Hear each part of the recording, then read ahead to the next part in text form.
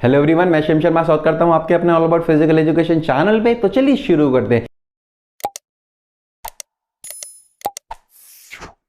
आज हम करने जा रहे हैं पार्ट 2 यूनिट 2 का, जो कि स्पोर्ट्स एंड न्यूट्रिशन है हमारी क्लास 12th का। इसका जो पहला पार्ट है वो मैं आपको करा चुका हूँ। इस वीडियो के डिस्क्रिप्शन में आपको लिंक मिल जाएगा, आप वहां जाके देख सकते हैं। और साथ ही साथ जो इस चैप्टर के क्वेश्चन आंसर्स की फॉर्म में नोट्स हैं और एमसीक्यू क्वेश्चंस हैं, वो भी आपको इस वीडियो के डिस्क्रिप्शन में मिल जाएगी, आप वहां जाके देख सकते हैं। बस इतना बोलना चाहता हूँ, जो भी ये बच्चा ये पार्ट देख रहा है उससे पहले वो पार्ट देख ले, ताकि उसको ये चीज़ बहुत अच्छे से क्लियरली समझ आए। तो चलिए बिना देरी के शुरू करते हैं और इस चैप्टर को आज खत्म करते हैं। बाकी हाँ, अगर वीडियो अच्छी लगे तो प्लीज लाइक जरूर कर देना, शेयर कर देना अपने क्लासमेट्स के साथ एंड सब्सक्राइब जरूर करिएगा मेरे चैनल को। तो चलिए शुरू करते हैं। देखिए, जो सबसे पहला टॉपिक है हमारा वो है प्रोटीन। ठीक है, तो प्रोटीन मैं आपको पढ़ा चुका हूं पहले पार्ट में, तो आप वहां जाके देख सकते हैं। थोड़ा सा आपको आइडिया दे रहा हूं। जो प्रोटीन हमारा होता है ना, वो बेसिक स्ट्रक्चर होता है ह्यूमन सेल का, जो सेल हमारी मसल ग्रोथ में और बॉडी के टिश्यूज को रिपेयर करने में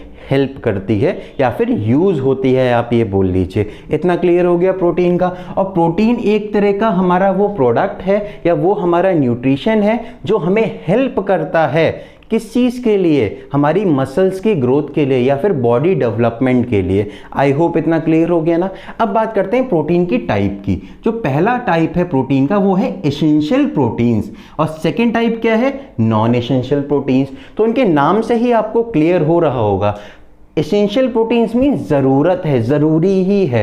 देखिए, अभी इंडिया में क्या चल रहा है, ऑक्सीजन की बहुत ज़्यादा नेसेसिटी है, बहुत ज़्यादा एसेंशियल है ऑक्सीजन हम सबके लिए अभी। तो हम क्या कर रहे हैं? हम आउटसोर्स कर रहे हैं, हम मंगा रहे हैं। अभी सैनिटाइज़र की बहुत ज़्यादा ज़रूरत है, अभी मास्क की बहुत ज़्यादा ज़रूरत है। आप घर से बाहर जाएंगे, आपका चालान कट जाएगा अगर आप मास्क नहीं लगाएंगे। तो मास्क क्या हुआ? एसेंशियल चीज़ हो गई ना। तो वैसे ही हम बात करते हैं एसेंशियल प्रोटीन्स की। देखिए, एसेंशियल प्रोटीन्स हमारे वो प्रोटीन्स होते हैं जो हमारी बॉडी के अंदर डेवलप नहीं होते हैं। क्या हमारी बॉडी के अंदर बनते नहीं हैं? तो जब बनेंगे नहीं, हमारी इंडिया में अभी ऑक्सीजन नहीं मिल पा रही है, तो हम कहां से कर रहे हैं? हम बाहर से आउटसोर्स कर रहे हैं ना। तो वैसे ही प्रोटीन भी हम बाहर से आउटसोर्स करेंगे। लाइक अगर हमारी बॉडी में प्रोटीन प्रोड्यूस नहीं हो रहा है जो बहुत जरूरी है हमारी बॉडी के लिए, तो उनको आउटसोर्स हम कैसे करेंगे? ऑक्सीजन तो हम फॉरेन से मंगा ले रहे हैं, पर प्रोटीन को आउटसोर्स करने का एक ही तरीका होता है। क्या? डिफरेंट टाइप ऑफ फ्रूट्स खाना, डेयरी प्रोडक्ट्स, मिल्क, इन सब से हमें प्रोटीन मिलता है। इतना क्लियर हो गया। तो एसेंशियल प्रोटीन हमारे वो प्रोटीन होते हैं जो हमारी बॉडी में डेवलप नहीं हो रहे हैं, वो हमारी बॉडी में नहीं बन रहे हैं, पर हमारी बॉडी के लिए बहुत ज़्यादा ज़रूरी हैं, तो उनको हम आउटसोर्स करते हैं। तो एसेंशियल प्रोटीन के सोर्सेज क्या हैं? सुन लीजिए, डेयरी प्रोडक्ट सारे आपके, मिल्क हो गया आपका मीट हो गया, ये सारी चीज़ें आपके एसेंशियल प्रोटीन के सोर्सेज है। आई होप आपको क्लियर हो गया होगा। अब बात करते हैं सेकेंड, जो कि नॉन एसेंशियल प्रोटीन्स है। और पहली बात, जो एसेंशियल प्रोटीन है वो कितने होते हैं? 9 होते हैं। याद रख लीजिएगा, एसेंशियल प्रोटीन 9 होते हैं और नॉन एसेंशियल प्रोटीन आपके 13 होते हैं। ठीक है, इतना क्लियर हो गया। अब नॉन एसेंशियल प्रोटीन की बात करें, ये वो प्रोटीन्स हैं जो हमारी बॉडी में बन रहे हैं। मींस हमारी बॉडी इनको डेवलप करने के लिए सक्षम है, हमारी बॉडी इनको डेवलप कर रही है। पर कभी कभी क्या होता है कि हमारी बॉडी इनको अच्छे से डेवलप नहीं कर पाती है, उतनी क्वांटिटी में डेवलप नहीं कर पाती है, तो हमें क्या करना पड़ता है? हमें इसको भी आउटसोर्स करना पड़ता है। तो जो नॉन एसेंशियल प्रोटीन है, इनके आउटसोर्स क्या हैं? इनके सोर्सेज क्या हैं? इनके सोर्सेज हमारे हैं ड्राई फ्रूट हो गया, वेजिटेबल्स हो गया, ग्रेन्स हो गया। क्या हो गया? ड्राई फ्रूट, वेजिटेबल और ग्रेन्स। आई होप आपको ये दोनों टॉपिक क्लियर हो गए होंगे। प्रोटीन क्या होता है, एसेंशियल क्या होता है, नॉन एसेंशियल क्या होता है। क्लियर। अब बात करते हैं सेकेंड टॉपिक पे, जो कि है फैट्स। देखिए, फैट को भी एक पॉइंट में आप लिख लीजिए, मैं बता दे रहा हूं आपको। सबसे पहला पॉइंट आप इसमें लिखेंगे, फैट जो हमारा होता है ना, वो 3 एटम से मिलकर बनता है। कौन कौन से एटम से मिलकर बनता है? पहला आपका कार्बन हो गया, सेकंड आपका हाइड्रोजन हो गया और थर्ड आपको ऑक्सीजन हो गया। क्लियर हो गया। जो फैट है हमारा वो 3 एटम से मिलकर बनता है। नाम मैंने आपको बता दिया, आप उनको लिख लीजिए। अब इसमें सेकंड पॉइंट आप क्या लिखेंगे जब भी फैट की डेफिनेशन आएगी? फैट हमारी बॉडी के लिए बहुत ही ज्यादा कंसंट्रेटेड सोर्स ऑफ एनर्जी है। कंसंट्रेटेड सोर्स ऑफ एनर्जी मतलब हमें बहुत ज्यादा एनर्जी प्रोवाइड कराता है। कितनी एनर्जी प्रोवाइड कराता है सर? तो देखिए, अगर आप 1 ग्राम फैट खाएंगे ना, तो आपको 9 कैलोरीज एनर्जी मिलती है। कितनी? 9 कैलोरीज एनर्जी मिलती है। अब बच्चे कहेंगे सर हम फैट ही खाते हैं ना, फिर फैट से हमें ज़्यादा एनर्जी मिलती। नहीं, क्यों नहीं खाना चाहिए फैट, इसका एक रीज़न है और वो आप इसकी डेफिनेशन में ज़रूर लिखेंगे। क्या लिखेंगे कि जो फैट है ना, इसकी एक क्वालिटी है। क्या क्वालिटी है कि हमारी बॉडी में जाके स्टोर हो जाता है। हमारे कार्बोहाइड्रेट हमारी बॉडी में जाके स्टोर नहीं होते हैं लॉन्ग ड्यूरेशन के लिए, बट फैट का क्या है, फैट हमारी बॉडी में तुरंत जाता है और वो स्टोर हो जाता है। आई होप क्लियर हो गया।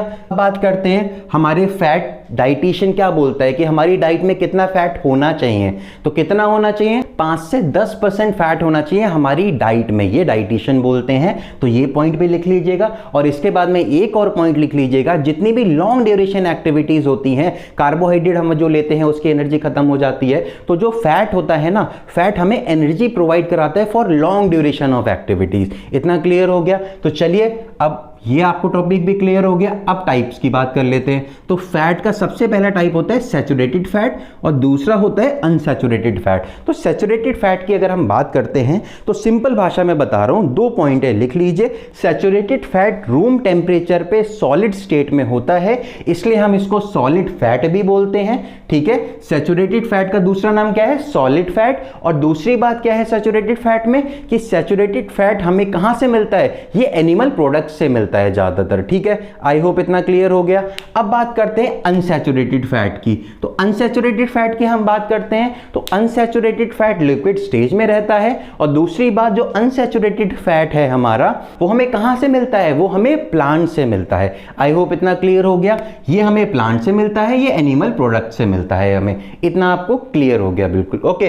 तो चलिए, आपको प्रोटीन भी क्लियर हो गया, फैट्स भी क्लियर हो गया। ओके, तो चलिए अब आते हैं अपने नेक्स्ट टॉपिक पे, जो कि है विटामिन। तो विटामिन में आप लिखना शुरू कर दीजिए। सबसे पहला पॉइंट आपको विटामिन में लिखना है कि vitamin are the complex components of carbon. Carbon के कॉम्प्लेक्स जटिल कंपोनेंट होते हैं क्या, विटामिन। इतना क्लियर हो गया। सेकंड पॉइंट आप इसमें लिखेंगे कि जो विटामिन है ना, ये हमारी बॉडी के लिए रिक्वायरमेंट तो है, पर स्मॉल क्वांटिटी में रिक्वायरमेंट है। और स्मॉल क्वांटिटी में रिक्वायरमेंट होने के बाद भी ये हमारी बॉडी को हेल्दी रखता है। इतना क्लियर हो गया। मींस स्मॉल क्वांटिटी में रिक्वायरमेंट होता है ये हमारा। और तीसरी चीज आप इसमें क्या लिखेंगे कि जो मेटाबॉलिज्म है ना, it is very important for the metabolism of fat and carbohydrate. जो कार्बोहाइड्रेट और फैट होते हैं ना, इनको डाइजेस्ट करने के लिए विटामिन हमारा बहुत हेल्पफुल होता है। इतना क्लियर है ना, ये 3 पॉइंट आपको बिल्कुल क्लियर हो गए होंगे। अब चौथा पॉइंट आप इसमें लिख लीजिए। क्या लिखेंगे, जो हमारे विटामिन होते हैं ना, वो हमें एनर्जी प्रोवाइड नहीं कराते, ये मैंने आपको पहले भी बताया था। तो विटामिन करते क्या हैं, विटामिन जो भी हमारे बॉडी के टिश्यूज होते हैं उनको मेंटेन करने की, उनको ठीक करने के लिए काम आते हैं, या फिर वो ये काम करते हैं। आई होप आपको विटामिन के चारों टॉपिक्स क्लियर हो गए होंगे। नहीं हुए हो तो वीडियो रोक के एक बार दोबारा से लिख लीजिएगा। ठीक है, अब बात करते हैं विटामिन की टाइप की। तो विटामिन की हम 2 टाइप बता देते हैं आपको। एक आपका होता है फैट सॉल्युबल विटामिन, एक होता है वाटर सॉल्युबल विटामिन। तो चलिए अब इन दोनों को जान लेते हैं। देखिए, नाम से ही पता लग रहा है ना, fat soluble vitamin. Soluble means घुल मिल जाता है। किससे मिलता है, फैट से मिलता है। कौन मिलता है, विटामिन। तो फैट सॉल्युबल विटामिन हमारे वो विटामिन होते हैं जो फैट में सॉल्व हो जाते हैं, मिल जाते हैं, घुल मिल जाते हैं। ठीक है, इतना क्लियर हो गया। अब अगर कोई विटामिन फैट में मिला हुआ होगा तो हमारी बॉडी में जब वो आएगा तो किसके साथ आएगा, ऑब्वियसली बात सर फैट के साथ आएगा, आप यही तो बोलेंगे। तो सिंपल सी बात है, फैट सॉल्युबल विटामिन हमारे वो विटामिन होते हैं जो फैट में सॉल्युबल होते हैं, में मिल जाते हैं, और वो हमारी बॉडी में किसके थ्रू आते हैं, वो हमारी बॉडी में फैट के थ्रू आते हैं। और वो स्टोर कहां होते हैं, वो लीवर में स्टोर होते हैं और फैटी टिश्यूज में स्टोर होते हैं। आई होप आपको ये चीज क्लियर हो गई होगी। लीवर और फैटी टिश्यूज में ये जाके स्टोर हो जाते हैं। अब बात करते हैं कौन कौन से ऐसे विटामिन हैं, तो चलिए जान लेते हैं। देखिए, जो सबसे पहला विटामिन है, विटामिन ए लिखा हुआ है, ये नाम नोट कर लीजिए आप सब लोग। ये विटामिन ए का कौन सा सेकेंड नेम है। अगर इस नाम से आएगा मतलब विटामिन ए की ही बात हो रही है। क्या लिखा है, RETINOL। ठीक है, ये सेकेंड नेम है विटामिन ए का। अब चलिए विटामिन की बात कर लेते हैं। जब बात हुई है तो विटामिन, अगर आपसे कभी पूछा जाए कि विटामिन ए होता क्या है, तो सबसे पहले आपको क्या लिखना है, विटामिन ए के बारे में लिखना है। फिर आपको डिफिशियंसी लिखनी है कि अगर विटामिन ए कम हो गया हमारी बॉडी में तो उससे हमें क्या बीमारी होगी। और थर्ड आप लिखेंगे सोर्स, कि विटामिन ए का या कोई भी विटामिन जो भी आपको दिया गया है तो उसका सोर्स क्या है, वो हमें मिलता कहाँ से। ठीक है, इतना क्लियर हो गया। तो देखिए विटामिन ए की अगर हम बात करते हैं, सेकंड नेम मैंने आपको बता ही दिया है। विटामिन ए हमारी बॉडी की ग्रोथ एंड डेवलपमेंट में हेल्प करता है। किन चीज़ों की ग्रोथ एंड डेवलपमेंट में? हमारी आइज की ग्रोथ एंड डेवलपमेंट में बहुत ज़्यादा हेल्प करता है। कौन? Vitamin A. इतना क्लियर हो गया। तो अगर डिफिशियंसी की बात करें कि अगर विटामिन ए डिफिशियंस हो गए हम, या फिर हमारी बॉडी में विटामिन ए की कमी हो गई, तो हमें प्रॉब्लम क्या हो सकती है? हमें प्रॉब्लम हो सकती है नाइट ब्लाइंडनेस की। किसकी? नाइट ब्लाइंडनेस की। हमें अंधेरे में दिखेगा नहीं, एकदम से हमारे आंखों के आगे एकदम से काला आज हो जाएगा। ठीक है, नाइट ब्लाइंडनेस आप सबने सुना होगा। तो विटामिन ए आपको कंफर्म हो गया। विटामिन ए का सेकंड नेम ये है। अगर डिफिशियंसी होती है तो हमें नाइट ब्लाइंडनेस होती है। और अगर हम सोर्सेज की बात करें कि कहां से हमें विटामिन मिलता है, तो कुछ कॉमन सोर्सेज मैंने लिखे हैं जो सबके हैं। ठीक है, चाहे वो विटामिन डी की बात करें, ई की बात करें, के की बात करें, तो आपके लिए इजी हो जाएगा। तो विटामिन ए के सोर्सेज आप क्या लिखेंगे? सबसे पहला सोर्स आप लिखेंगे मिल्क, बटर लिख सकते हैं आप, इसमें टमाटो लिख सकते हैं आप, उसमें ग्रीन लीफी वेजिटेबल्स लिख सकते हैं। आई होप आपको क्लियर हो गया होगा। विटामिन ए हमारी आइज की और हमारी स्किन के डेवलपमेंट में बहुत ज़्यादा हेल्प करता है। ठीक है, अब बात करते हैं सेकेंड विटामिन की। ये है आपका विटामिन डी। क्या? Vitamin D. विटामिन डी का दूसरा नाम क्या है? Sunshine vitamin. सनशाइन विटामिन नाम क्यों पड़ा? देखिए सीधी सी बात है, बचपन में थे तो मम्मी बोलती थी जाओ छत पे लेटो, हड्डियां मजबूत होंगी, धूप सेको जाके। तो धूप सेको जाके हड्डियां मजबूत होंगी। तो विटामिन डी का काम क्या हो गया? हमारी जो बोन्स है ना उनको स्ट्रांग बना के रखना, हमारे जो दांत है ना, टीथ, इनको स्ट्रांग बना के रखना, ये हमारे विटामिन डी का काम है। और इसका नाम सनशाइन विटामिन इसलिए पड़ा क्योंकि ये विटामिन हमें कहां से मिलता है? ये विटामिन हमें सन से डायरेक्टली मिल जाता है, इस वजह से इसका नाम सनशाइन विटामिन भी पड़ा है। आई होप आपको क्लियर हो गया। ये जो सेकंड नेम मैं आपको बता रहा हूं ना, ये बहुत ही इंपॉर्टेंट है। रीजन क्यों इंपॉर्टेंट है? क्योंकि ये चीजें आपको एमसीक्यू क्वेश्चन में डायरेक्टली पूछ ली जाएंगी। ओके, अब बात करते हैं विटामिन डी के सोर्सेज की। तो सिंपल सी बात मैंने आपको बताया था, आप इसमें मिल्क लिख सकते हैं, आप इसमें बटर लिख सकते हैं, और आप इसमें ग्रीन वेजिटेबल्स भी लिख सकते हैं। और दूसरी बात, जो विटामिन डी होता है हमारा, अगर इसकी हमारी बॉडी में कमी हो जाए तो एक बीमारी आप सबने सुनी होगी, रिकेट्स। ठीक है, वो बीमारी हमारे लिए हो जाती है, उसमें हमारी बोन्स कमजोर होती हैं। रियली वो बच्चों की बीमारी है जो हो जाती है विटामिन डी की कमी से। आई होप आपको क्लियर हो गया। तो चलिए आते हैं अपने नेक्स्ट विटामिन पे, जो कि है विटामिन ई। तो चलिए जानते हैं कि विटामिन ई का काम क्या होता है हमारी बॉडी में। सबसे पहला काम विटामिन ई का हमारी बॉडी में होता है कि जो हमारी सेल मेम्ब्रेन्स होती है ना, उनको प्रोटेक्ट करके रखना। क्या होता है? सेल मेम्ब्रेन्स को प्रोटेक्ट करके रखना। और विटामिन ई एक्ट करता है एंटीऑक्सीडेंट की तरह हमारी बॉडी में। एंटीऑक्सीडेंट मीन हमारी बॉडी में जितने भी वायरस हैं, बैक्टीरिया हैं, उनको मारने का काम करता है, हमारी बॉडी की सफाई का काम भी करता है। तो सबसे अच्छा एंटीऑक्सीडेंट एजेंट क्या होता है? आप सबको पता है, हल्दी। हल्दी इंग्लिश में हम क्या बोलते हैं? उसको टर्मरिक बोलते हैं। तो जो सोर्स हुआ ना विटामिन ई का, वो आपका टर्मरिक हो गया, आपके नट्स हो गए और सीड ग्रेन्स हो गए। ठीक है, आई होप क्लियर हो गया। सीड ग्रेन्स, नट और टर्मरिक सोर्स हो गए, और सेल मेम्ब्रेन को प्रोटेक्ट करने का काम करता है और एक्ट एज एंटीऑक्सीडेंट। ओके, चलिए अब नेक्स्ट विटामिन पे आते हैं, जो कि है विटामिन के। तो चलिए विटामिन के के बारे में थोड़ा जान लेते हैं कि इसका काम क्या होता है। देखिए जो विटामिन के होता है ना, ये हेल्प करता है ब्लड क्लॉटिंग में, और जो भी आपके चोट लगती है उनको ठीक करने में, हीलिंग वुंड्स बोलते हैं, उसको ठीक करने में भी ये काम करता है। लाइक अगर मेरे ये चोट लगी है, आप देख सकते हैं यहाँ पर थोड़ा सा, तो इस पे जो ब्लड क्लॉट जमा है ना, ये किसकी वजह से जमा है? ये विटामिन के की वजह से जमा है। ठीक है, तो के हमारा क्या करता है? ब्लड क्लॉटिंग में हेल्प करता है, जिससे हमारी ब्लीडिंग रुकती है। आई होप इतना आपको ये क्लियर हो गया होगा। अब बात करते हैं इसके सोर्सेज की, कि हमें ये कहां से मिलता है। कॉलीफ्लावर हो गया, आप इसमें कैबेज लिख सकते हैं, आप इसमें ग्रीन लीफी वेजिटेबल्स लिख सकते हैं, आप इसमें सोयाबीन लिख सकते हैं। ठीक है, तो इन सब से आपको क्या मिलता है? इन सब से आपको विटामिन के मिलता है। आई होप इतना क्लियर हो गया। मींस आपको फैट सॉल्युबल विटामिन पूरे क्लियर हो गए। वाटर सॉल्युबल विटामिन में, तो देखिए वाटर सॉल्युबल विटामिन मींस वो विटामिन जो वाटर में घुल मिल जाते हैं। तो water soluble vitamin are those vitamin which are soluble in water, water में घुल मिल जाते हैं, वो ऐसे विटामिन होते हैं। और दूसरी बात, ये विटामिन कितने टाइप के होते हैं? दो टाइप के होते हैं। एक ये है विटामिन बी और एक ये है विटामिन सी। तो चलिए विटामिन बी के बारे में जान लेते हैं। विटामिन बी हमारा फर्दर 4 पार्ट में डिवाइडेड है। देखिए सबके नाम आप लिख लीजिएगा, बहुत इंपॉर्टेंट है इसलिए साफ साफ आगे लिखा हुआ है सबका दूसरा नाम मैंने। तो देखिए विटामिन B1, ठीक है, जो विटामिन बी होता है हमारा उसका एक पार्ट है विटामिन B1, इसका जो दूसरा नाम है वो ये लिखा हुआ है, ठीक है, आप लिख लीजिए। विटामिन B2 है, इसका दूसरा नाम ये लिखा हुआ है। विटामिन B3 है, इसका ये दूसरा नाम ये लिखा हुआ है। ये आप लिख लीजिए, चाहे आप स्क्रीनशॉट ले सकते हैं पूरे बोर्ड का और आप बाद में अपने नोट्स में लिख सकते हैं, ठीक है। अब बात करते हैं विटामिन B1 की। इसका काम क्या होता है? देखिए विटामिन जो B1 होता है ना, वो ग्रोथ एंड डेवलपमेंट में हमारी बॉडी में बहुत ज़्यादा हेल्प करता है। और अगर इसकी डिफिशियंसी हुई तो एक नाम आपने सुना होगा बेरी-बेरी, BERI,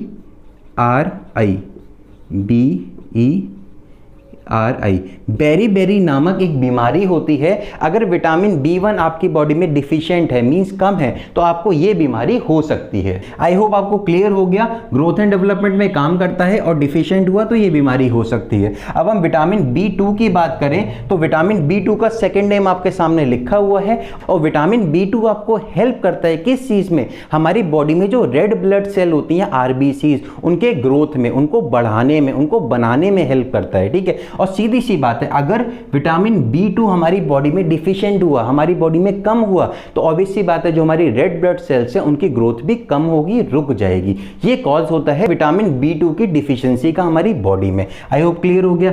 अब बात करते हैं थर्ड का। थर्ड हमारा क्या है? Vitamin B3। विटामिन B3 का दूसरा नाम क्या है? आप देखिए लिख सकते हैं NIACIN। ये हमारा विटामिन B3 का दूसरा नाम है, इसको लिख लीजिएगा, बहुत इंपॉर्टेंट है एग्जाम पॉइंट ऑफ व्यू से। अब बात करते हैं विटामिन B3 का काम क्या होता है। हमारी जो स्किन है ना, उसकी सेंसिटिविटी को बना के रखना, उसमें कोई रिएक्शन या इरिटेशन या एलर्जी नहीं होने देना, ये सारा काम किसका होता है? विटामिन B3 का होता है। अगर हमारे बॉडी में विटामिन B3 कम हो जाएगा तो कॉजेज क्या होंगे? सिंपल सी बात है, जो मैंने इसका काम बताया वही इसके कॉजेज हो जाएंगे। क्या कॉजेज हो जाएंगे? कि जो हमारी स्किन की सेंसिटिविटी है ना, वो लूज हो जाएगी, हमारी बॉडी पे रैशेज हो जाएंगे, इरिटेशन होने लगेगी हमें। ये इसकी डिफिशियंसी पे कॉजेज हैं, ठीक है। अब हम बात करते हैं लास्ट जो कि है विटामिन B12। तो विटामिन B12 का काम क्या होता है? विटामिन B12 हमें हेल्प करता है हमारे नर्वस सिस्टम को, हमारे मेटाबॉलिज्म को, और हमारा जो एनर्जी ट्रांसफर होता है हमारी बॉडी में, इन सब के ग्रोथ में हेल्प करता है, ठीक है। और कॉजेज की बात करें, अगर ये हमारी बॉडी में कम होगा तो यही बीमारी बेरी-बेरी एक जो बीमारी है वो हमें हो जाती है अगर B12 हमारी बॉडी में कम हुआ तो, ठीक है। और साथ ही साथ हमें टायर्डनेस लगती है, हमारे बॉडी में स्ट्रेंथ नहीं बचती है, हमें बहुत वीकनेस लगती है अगर विटामिन B12 हमारी बॉडी में कम होगा। इतना क्लियर हो गया। अब आते हैं सेकंड पार्ट पे, वाटर सॉल्युबल विटामिन के, जो कि है विटामिन सी। तो चलिए इसको लिख लीजिए, ये विटामिन सी का दूसरा नाम है। क्या है? विटामिन सी का जो दूसरा नाम है वो ये लिखा हुआ है, आप इसको लिख लीजिए, ठीक है। अब हम बात करते हैं कि विटामिन सी का काम क्या होता है हमारी बॉडी में। तो सिंपल सी बात है, विटामिन सी का हमारी बॉडी में काम होता है मेंटेनेंस का। किस चीज़ की मेंटेनेंस का? हमारी टेंडेंस का मेंटेनेंस, हमारी लिगामेंट्स का मेंटेनेंस, हमारे जो गम्स होते हैं उनका मेंटेनेंस, ये सारा काम किसका होता है? विटामिन सी का काम होता है। और अगर विटामिन सी की डिफिशियंसी हुई हमारी बॉडी में तो हमें क्या होगा? तो हमारे जो गम्स है वो ब्लीडिंग करने लगेंगे, कि हमारे गम्स में पेन होने लगेगा, हमारी ब्लीडिंग रुकेगी नहीं, ठीक है। अगर हमारी चोट कहीं लगी तो ब्लीडिंग रुकेगी नहीं, और जो क्लॉटिंग होती है ना वो बहुत डिले होगी। मींस अगर अभी हमारे कट लगा है तो हमारी क्लॉटिंग तुरंत नहीं होगी, बहुत ज़्यादा टाइम बाद होगी, जिससे हमारा ब्लड लॉस बहुत ज़्यादा हो जाएगा। आई होप आपको डिफिशियंसी पता चल गई विटामिन सी की। थोड़ा सा लंबा चैप्टर है, पर हाँ इसी पार्ट में खत्म करना चाह रहा हूँ, तो प्लीज़ साथ बना के जरूर रखिएगा। इसके बाद में आपको विटामिन टॉपिक खत्म हो गया है। अब हम बात करते हैं मिनरल्स की। बहुत छोटे छोटे टॉपिक्स हैं, जल्दी से निपटा रहा हूँ मैं, ठीक है। अब देखिए मिनरल्स की अगर हम बात करते हैं तो सिंपल सी बात है, मिनरल्स के अंदर बहुत सारे ऐसे चीज़ें हैं, या फिर आप बोले ऐसे सब्सटेंस है जो हमारी बॉडी के लिए बहुत ज़्यादा एसेंशियल है, और वो भी हमें विटामिन की तरह छोटी स्मॉल अमाउंट में चाहिए होते हैं। ज़्यादा अमाउंट में नहीं चाहिए, बहुत ही स्मॉल और छोटी अमाउंट में ही चाहिए होते हैं, ताकि हमारी बॉडी हेल्दी रह सके और प्रॉपर फंक्शनिंग कर सके, ठीक है। तो मिनरल्स का आपने बहुत सारा नाम सुना होगा। सबसे पहला नाम आपने सुना होगा बचपन में कि आयोडीन खाना चाहिए वरना गला आपका बड़ा हो जाता है, जिसको हम ग्वाइटर बोलते हैं। तो आयोडीन भी आपका क्या हो गया, एक तरह का मिनरल है। आयोडीन हेल्प किस में करता है, हमारी बॉडी को ठीक रखने में, जिससे हमारी बॉडी में आयोडीन की कमी ना हो और उससे हमारा ग्वाइटर जैसी प्रॉब्लम ना हो। ठीक है, अब बात करते हैं आयरन की। आयरन भी एक हमारा मिनरल है ना, तो आयरन किस में हेल्प करता है, एंड आयरन हेल्प करता है हमारे हीमोग्लोबिन में, हमारे हीमोग्लोबिन को ठीक रखने में हेल्प करता है। ठीक है, जो कि बहुत ज़्यादा ज़रूरी है ऑक्सीजन कैरी करने के लिए आजकल के टाइम में।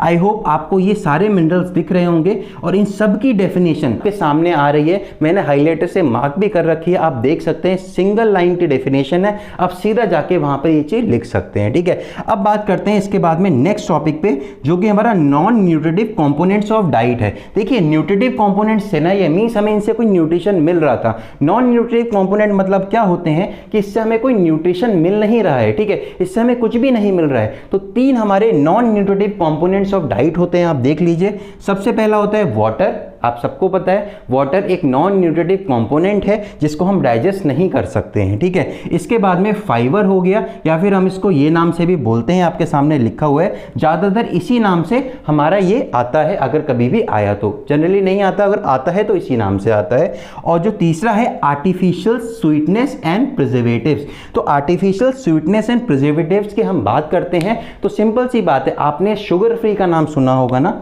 शुगर फ्री गोल्ड नाम सुना होगा ना, तो वो क्या है, वो आपका आर्टिफिशियल स्वीटनेस है कि उसमें कोई भी एनर्जी नहीं है, कैलोरीज जीरो हैं। ठीक है, जो आर्टिफिशियल स्वीटनेस होती है उसमें कोई एनर्जी नहीं होती है। ठीक है, और वाटर की अगर हम बात करें तो हमारा जो बॉडी वेट होता है ना, 70% बॉडी वेट हमारा वाटर की वजह से होता है, इतना याद रखिएगा। और दूसरी चीज, अगर 20% से ज्यादा हमारी बॉडी में लॉस हो जाए वाटर का, तो किसी भी इंसान की इंस्टेंट डेथ हो सकती है, इतना याद रखिएगा। आई होप आपको ये चीजें समझ आ गई होंगी। ये आपके प्रिजर्वेटिव्स हैं, लाइक आपने शुगर फ्री गोल्ड हो गया, या फिर आपके कोई भी फ्लेवर्स हो गए जो आप बोलते हैं जिसमें कोई भी एनर्जी नहीं होती। मींस इन सारी चीजों में कोई भी एनर्जी नहीं है, कोई भी एनर्जी नहीं है, वो हमारे नॉन न्यूट्रिटिव कंपोनेंट्स होते हैं। अब बस 1 मिनट दीजिएगा, मैं बोर्ड लिखता हूं कि मैं बोर्ड पे टॉपिक लिख सकूं।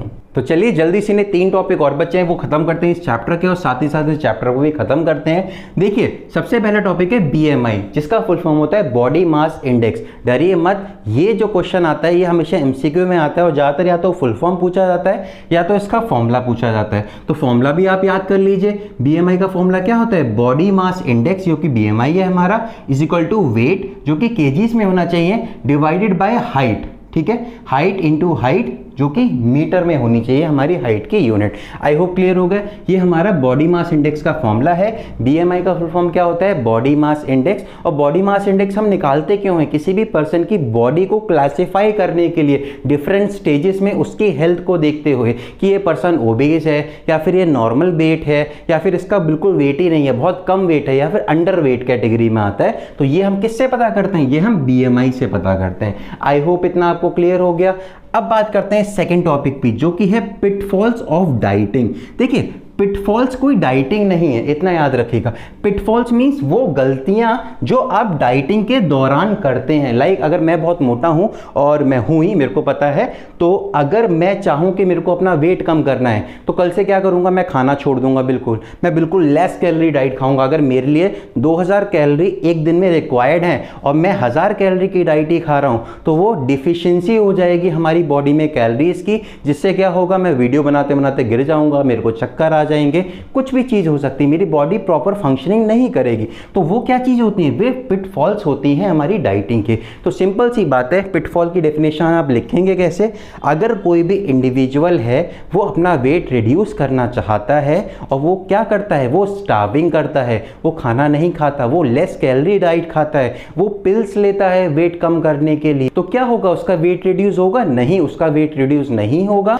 क्या होगा, उसकी बॉडी हेल्थ प्रॉब्लम में हो जाएगी, वो हेल्थ प्रॉब्लम्स में आ जाएगा बहुत सारी। ठीक है, तो क्या होते हैं पिटफॉल्स ऑफ डाइटिंग? पिटफॉल्स वो गलतियां होती हैं जो डाइटिंग के दौरान हम करते हैं। कौन कौन सी गलतियां होती हैं, लिख लीजिए। Extreme calorie cutting, extreme calorie cutting means 2000 calorie है, एक साथ 1000 कैलोरी आप खाने लगेंगे तो एक्सट्रीम कैलोरी कटिंग इसको हम बोलते हैं, जिससे आपको चक्कर आने लगते हैं, आपकी बॉडी में जान नहीं रहती। और दूसरा क्या होता है, अवॉइड फैट। लोग बोलते हैं कि फैट नहीं खाना चाहिए जब आप मोटे हो और आप डाइटिंग कर रहे हो, पर आपको फैट खाना चाहिए। क्यों खाना चाहिए? क्योंकि फैट आपके स्किन के ग्लो को बना के रखता है और फैट बहुत ही ज़्यादा इंपॉर्टेंट है हमारी बॉडी के लिए, बट हाँ एक लिमिटेड अमाउंट में ही इंपॉर्टेंट है, ठीक है। ये नहीं कि बहुत सारा खा लिया तब तो वो नुकसान देगा ही देगा, ठीक है।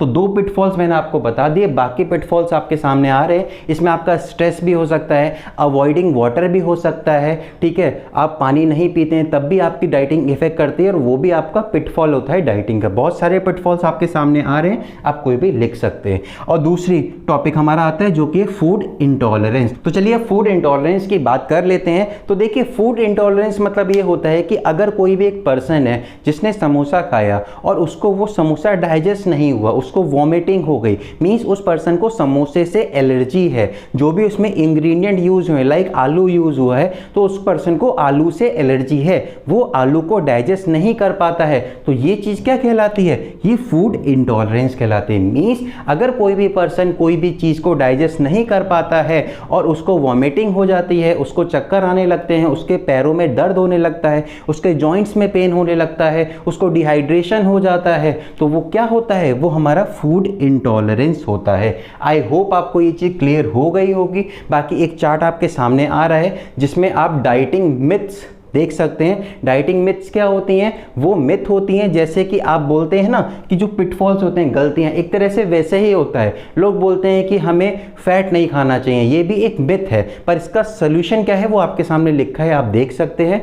तो आई होप आपको ये चैप्टर क्लियरली समझ आ गया होगा। बाकी कोई भी डाउट हो तो प्लीज़ कमेंट सेक्शन में ज़रूर लिखिएगा। Thank you so much. जय हिंद, वंदे मातरम।